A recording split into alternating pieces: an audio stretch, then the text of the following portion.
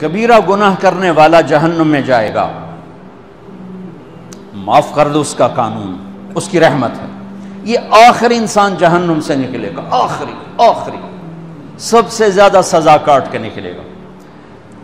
جب وہ جنت کے دروازے پر اللہ تعالیٰ اس کو نا اوپر لائیں گے، یہاں ایسے آ جائے گا، یہ پیچھے کمر کو آگ لگ رہی ہے اور یہ آزاد ہو گیا ہے۔ اب اللہ اسے دل لگی فرمائیں گے، اس کو ایک درجہ دکھائیں گے، کہے گا یا اللہ مجھے یہ نصیب فرما دے، میری کانڈ سڑ گئی ہے، مجھے وہاں پہنچا دے۔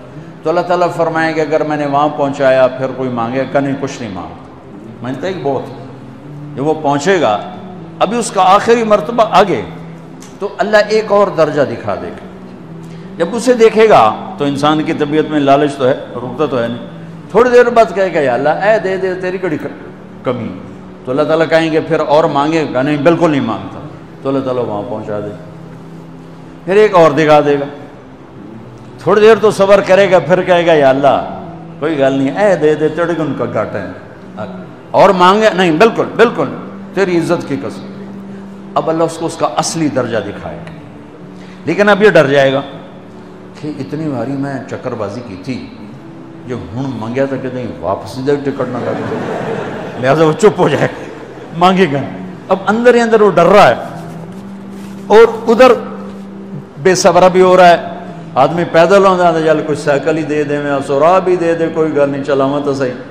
جب سائیکل آتا ہے تو کوئی موٹر سائیکل گزرتا اللہ صحیح ہے، کوئی موٹر سائیکل دے دے، میں بھامے سزوکی ہوئے وہ تو دے دے۔ جب سزوکی موٹر سائیکل آ جاتا ہے پھر گاڑیوں دیکھتا ہے، کہتے ہیں کوئی موٹر ہی دے دے، بھامے سزوکی ہوئے۔ جب سزوکی آتی پھر آندہ یا اللہ ٹویوٹا دے دے، جب ٹویوٹا آتے یا اللہ لینڈ کروزر دے دے، مقدہ تک کدا ہی نہیں آتا، حرص و حوث۔ اس لیے میرے نبی فرمایا قبر کی مٹی تیرے حوث کو بھرے گی۔ جو وہ چوتھا درجہ نظر آئے گا نا، جو اس کا اصل ٹھکانہ ہے، اب ڈرے گا کہ کہیں ریورس نہ ہو جاؤں۔ اب اللہ کہے گا میرے بندے اللہ تسأل، مانگتے نہیں ہو، مانگتے نہیں، تو کہے گا یا اللہ اب مجھے ڈر لگتا ہے کہیں تو مجھے پیچھے ہی نہ ہٹا دے۔ تو اللہ تعالیٰ فرمائیں گے اچھا یہ بتا، میں آپ کو بتا رہا تھا کہ لا الہ الا اللہ پاسپورٹ ہے، محمد الرسول اللہ ویزا ہے۔ کس ملک کا ویزا ہے؟ جس کا سب سے چھوٹا درجہ،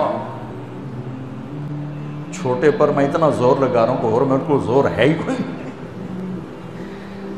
اب وہ بتانے لگا ہوں، اب اللہ اسے کہے گا اچھا میرا بندہ یہ تو بتا، میں نے جس دن دنیا بنائی تھی اس دن سے لے کر جس دن ختم کی تھی اس کا 10 گنا کر کے تمہیں دے دوں، راضی ہو؟ 10 گنا اس دھرتی کا، آج کا نہیں، دنیا کے وہ پیدا ہوئے سائنسدان کہتے ہیں 25 سے 30 ارب سال ہے، ٹھیک، اور پتہ نہیں آگے کب چلے گا، خیر ہن پیچھے تھوڑا ہی کام رہ گیا، تو 10 گنا دے دوں۔ وہ اس کو یقین نہیں آئے گا، بے یقینی میں کہے گا یا اللہ ربو کے ہاسا کیتی جانا میرے نال ہاسا نہ کر۔ تو اللہ کہے گا میں ہاسا نہیں کر رہا، میں سچی مر، چل اب یہ داخل ہوگا، اور جب دروازہ کھولے گا اور نوکر کو دیکھے گا تو یوں سر جھکائے گا، وہ کہے گا میرے آقا کیا ہوا؟ کہے گا تم فرشتے نہیں؟ کہ نہیں میں تو آپ کا نوکر ہوں، اور میرے جیسے 80,000 نوکر ہیں، آپ کچھ تھوڑی دور چلے گا تو ایک نور کی چمک اٹھے گی، تو سجدے میں سر اپنے آپ کو سجدے میں گرائے گا، وہ پھر کہے گا میرے آقا یہ آپ کیا کر رہے ہیں؟ وہ کہے گا یہ سامنے جو نور ہے یہ میرے اللہ کا نور ہے، میں اللہ کو سجدہ کر رہا ہوں۔ کہے گا یہ آپ کے اللہ کا نور نہیں ہے، یہ آپ کے گھر کی روشنیاں ہیں، لائٹنگ۔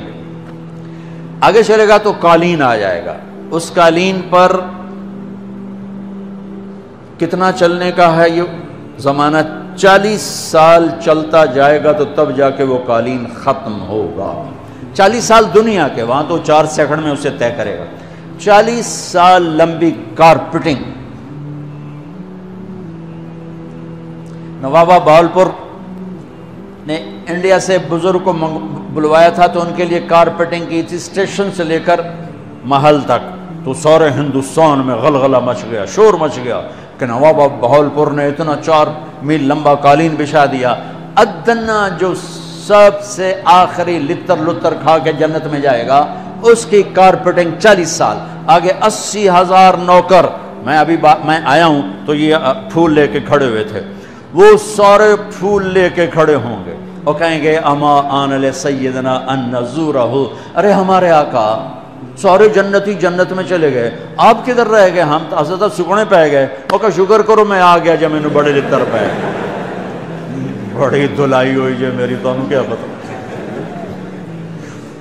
تیرے کی فرشتیاں مار مار تباہی پھیر چھڑ گئے۔ 80,000 نوکر،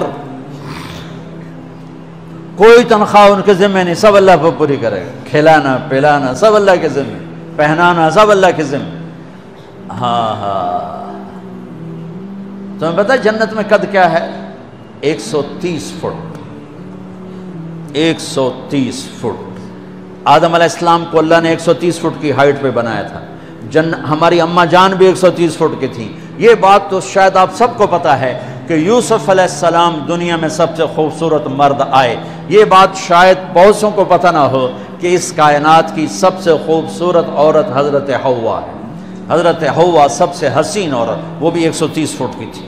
جب جنت میں جائیں گے تو اللہ کے فضل سے اس قد کے ساتھ نہیں جائیں گے، یہ تو قد ایڈا سارا ہے، اور جنت کی حور 130 فٹ، تم گئے 5.5 فٹ، تو وہ جج پا کے بندے ہوتے۔